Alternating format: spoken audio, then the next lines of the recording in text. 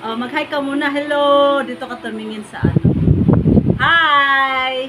Ako po si Malo. And you are? Willie. Willie. And si? Hana. Hana! Nanonood yung aming anak. Ayan. So, happy birthday sa aking anak na si Hana. Ayan. Happy 7th birthday. Pangako sa'yo na hindi ka namin pababayaan hanggang kaya namin. Tutuwid ka namin kapag may mali ka. Hana! Umalis tuloy yung anak ko. O, pag may mali, tutuwid ka ni mama at daddy, ha? Huwag kang magalala kay mama at daddy kapag tutuwid ka, ha? Ayan. Tapos ikaw naman. Anong isasabi mo? Masasabi mo nung ito muna yung mga nagdaan sa atin.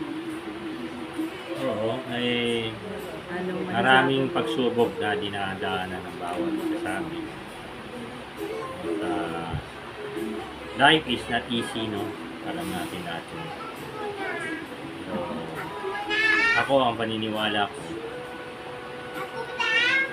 talaga kung ang ating Panginoon Jesus ang sentro ng lahat, malalagpasan natin lahat ng pagsubok. Yan ay dinalangin ko rin sa aking anak na balang araw sana ay paglaki niya na kilala din niya ang ating Panginoon Jesus. Sa aming mag-asawa, tunay na anong maipapayo mo sa mga bagong kasal? mga bagong kasal na mapapayo ko sa inyo na Lakasan mo. alam niyo, number one na nakikita ko para tumagal isang pagsasama ng isang relasyon, yung give and take. Limit na yung hindi pwede lang yung one-sided na puro ka take ng take. Dapat bibigayan kayo sa mag-asawa. At especially pag mga dumarating man minsan nagkakatampuhan, Yes. sinasabi nyo rin ang sa isa't isa yung mga bagay na yun. Huwag nyo ililihim. Kasi pag tinago Dapat nyo, walang secret. kasi pagka tinago nyo yun, yung inis nyo yun, pag dumating sa isang araw ay sumabog yun. Malaki. Alam mo na may yung vulkan pag tumutok, maraming yung dadadama. So, hayaan mo lang, maliit pa lamang, ay ayusin na yung bawat mag-asawa. Pag may nakikitang mali. Okay. Tapos, anong maipapangako mo? Kasi 14 years na tayo. Pangako ko talaga, siyempre, number one, tulad yung pinangako ko sa Diyos. Mamahalin ko asawa ko habang nabubuhay ako. At wala na akong mamahalin pa iba. Yan naman yung masaya. Masaya doon sa assurance naman talaga natin yung Panginoon ang talagang Sa mag-asawa, no? Sa bagong kasal, sa anumang bagay. Sa mag-asawa, bagong kasal, matagal na kasal. Sa number one ko masasabi sa inyo, yung nagbibigayan kayo mag-asawa at yung meron kayong Kristo. Ilang taong ka nung kinasal tayo? 47, no? O 47 na. Ako ako 23 years old ako nung kinasal kami. So ang layo ng gap namin. 23 and half years yung gap namin. Magto 24 ganun. Kaya ako syempre mas matanda siya sa akin, mas bata. Akala ko dati madali kasi syempre may mas edad siya eh. Pero hindi pala sa mas edad o mas bata. So lahat tao lang kasi tayo, di ba? Marami tayong mga inaasahan na mas ganon, mas ganyan, pero hindi. Kapag kinasal kayo, wala na yung mas matanda at mas bata. Dapat lahat nagkakaunawaan, hindi tayo nagbibilangan. Number one, yung ipapayo namin sa mga bagong kasal, huwag kayo magbilangan pagdating sa mahal nyo sa buhay. Gawin nyo yung kaya nyo. Pero kapag may mga hindi kayo gusto, pwede nyo rin pag-usapan para tumagal yung pagsasama. Sa aming 14 years na marriage, since kinasal kami, marami kaming ups and down. Pero naayos din naman yun. Maraming iyak, no? Ilang beses kami umiyak. Maraming beses kami umiyak sa isa't isa.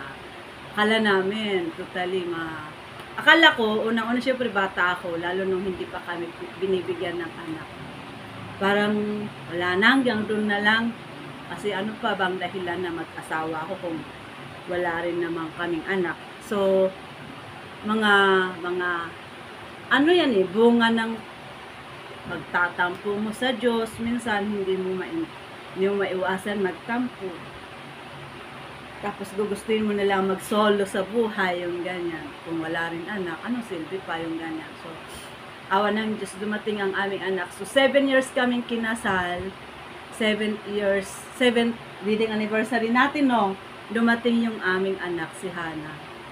So, parehas, August 5 talaga kung kailan siya pinanganak. August 5, pero ginawa na namin August 1 para isang celebration na lang. So, ganyan ang nangyari. So, dahil sa tulong din ng aming nanay, si Mama Anita. Hello, salamat sa iyo, Mama. Salamat sa iyo kasi, shout out sa iyo kasi ikaw yung aano sa aming mag-asawa para hindi kami, alam mo yun, hindi mangyari yun. Salamat sa aming anak na dumating. Thank you. Siyempre, kasi ang love, alam nyo, nawawala talaga yung love. Pero, andyan yung, mawala man yung love. Pero hinihingi ko sa Lord yung, ibalik niya yung dating pagmamahal ko sa asawa ko. Lagi, pag nararamdaman mong parang nawawala yun, lagi mong ihingi sa Lord yun. Ibibigay din naman niya ng Diyos yun. Wala imposible sa kanya, di ba? Pero ando doon yung respeto sa isa't isa. Tapos, lagi mong iisipin na siya lang yung mamahalin mo kasi siya yung binigay ng Diyos sa'yo. Hindi naman kami naging kami kung hindi dahil sa Panginoon din, di ba? Kaya, sa atin, happy anniversary. Happy anniversary. More years, more blessings. Sana madagdagan pa yung aming anak. If kaluban ng Diyos, di ba? Kung kaluban ng Diyos, why not? Tapos, maraming pangarap sa buhay namin. Wala pa kaming bahay. Yun, magkaroon kami ng sarili bahay talaga kasi nangungupahan pa kami. Ayan.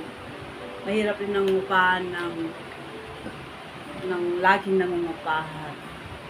So, syempre, habang wala, tis-tis kami. Dahan-dahan lang, sabi nga niyang kanta ni Mahay. Dahan-dahan lang. Dahan-dahan lang. Darating din yan, ibibigay ng Diyos yan. At sa lahat po ng nanonood sa amin, thank you sa pakikinig nyo. At sana na-encourage namin kayo. May mga nakinig sa aming kwento. Kasi kapag ikwento pa namin yung nagkakilala kami, mahabang panahon, mahabang ano na yun. Pero ito na yung bunga ng aming pagmamahalan, si Hana. Yan. Ayaw niya kami. Salamat po sa inyong walang sayang panonood. God bless po. Ako si Malusia, si Malusia. Yan. Si Willie, Sia. Yan. Si Hana. Hana Nicole, Sia. Ate Lucy, hello, nanonood sa amin. Yan, bye-bye po. Bye! God bless po.